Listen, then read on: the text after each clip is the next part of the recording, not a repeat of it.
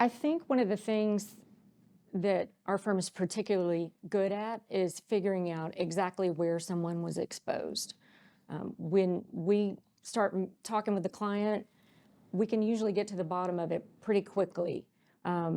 Sometimes it's work, sometimes it's cosmetic talc, but that's one of the things our firm is pretty good at, is getting to the bottom of where the exposure came from.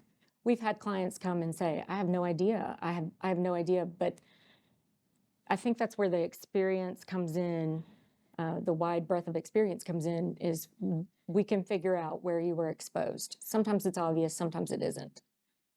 When a client comes to us and seeks our consultation and representation for a mesothelioma diagnosis, our job is to try to find out how the person was exposed to asbestos. Frequently, a client will say, we have no idea. I don't think I was ever exposed to asbestos. I don't know how I was ever exposed to asbestos.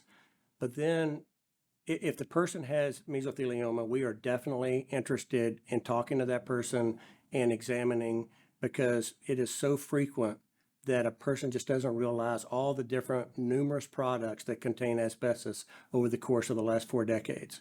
And so the more we talk to a person about what they did for a living, what their parents did for a living, what their hobbies were, what their handiwork was around the house. Did they do joint compound work in their house? Did they put up sheetrock in their house that involved the use of joint compound? Those kinds of things never occur to people that as being a source of asbestos exposure.